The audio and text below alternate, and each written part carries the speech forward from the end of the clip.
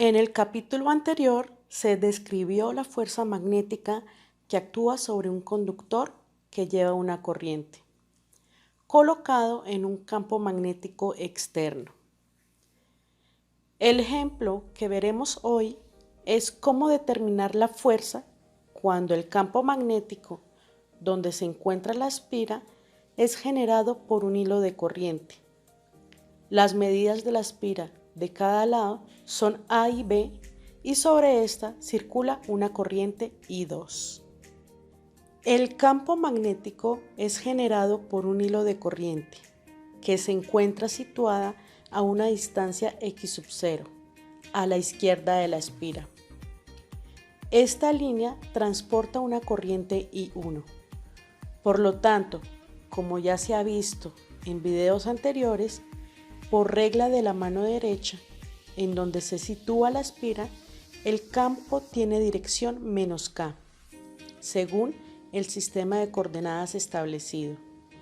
Y a medida que nos vamos alejando de la línea de corriente, el campo va disminuyendo.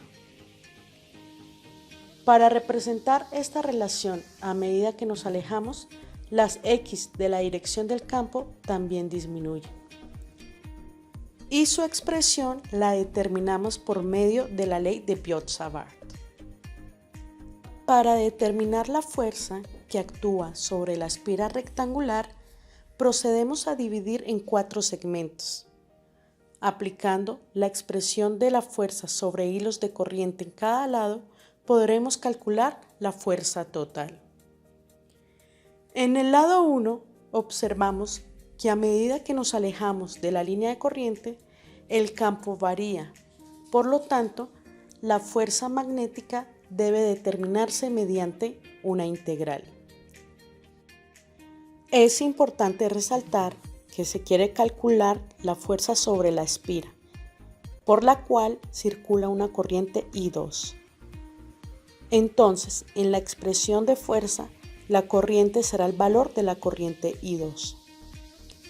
Como el campo magnético varía en toda la longitud del conductor, tendremos un dx, pues el campo magnético está en función de x. La circulación de la corriente señala en dirección I y el campo en dirección menos K.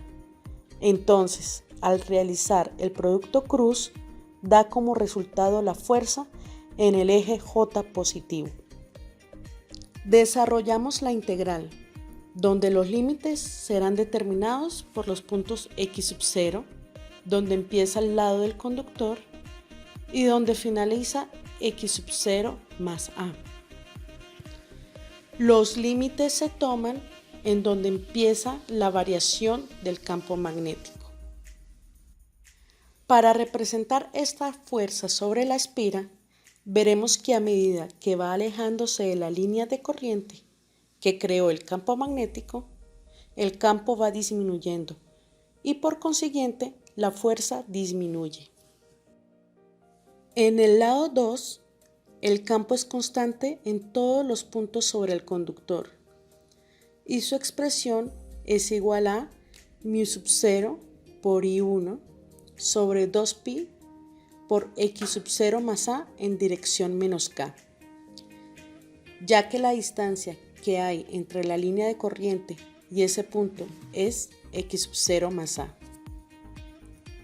Por lo tanto, para hallar la fuerza podemos utilizar la expresión general, donde L será la longitud del lado de la espira y B el campo magnético en los puntos donde determinaremos la fuerza. Tenemos la circulación de la corriente en dirección menos J, el campo magnético en dirección menos K. Entonces, el producto cruz da como resultado la fuerza en el eje positivo de las X. Reemplazamos la longitud del lado 2 de la espira, la cual es B. Para determinar la fuerza en el lado 3, utilizamos el planteamiento utilizado para el lado 1, pues el campo en ese lado no es constante y va disminuyendo a medida que nos alejamos de la línea de corriente que genera el campo magnético. Tenemos la circulación de la corriente en dirección menos I, el campo en dirección menos K. El producto cruz da como resultado la fuerza en el eje J negativo.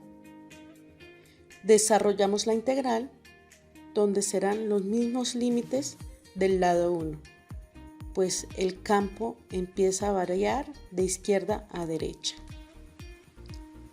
Al representar la fuerza sobre la espira, veremos que a medida que va alejándose de la línea de corriente, la fuerza disminuye.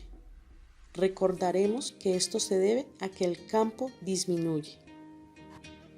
En el lado 4, el campo es constante en todos los puntos sobre el conductor. Y entonces el campo es igual a μ0 por I1 sobre 2pi x0 en dirección menos K.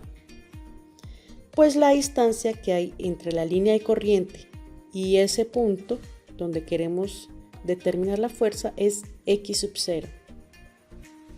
Para hallar la fuerza podemos utilizar la expresión general. Tenemos la circulación de la corriente en dirección J y el campo en dirección menos K. Entonces, por lo que el producto cruz da como resultado la fuerza en el eje X negativo. Reemplazamos la longitud del lado 4, la cual es B. Puesto que el campo en el lado 4 es mayor que en 2, la fuerza se representa con mayor magnitud. Una vez determinado las fuerzas en cada lado, sumamos y hallamos la fuerza total. Veremos que el lado 1 y 3 se cancelan. Simplificando y factorizando, obtenemos el siguiente resultado.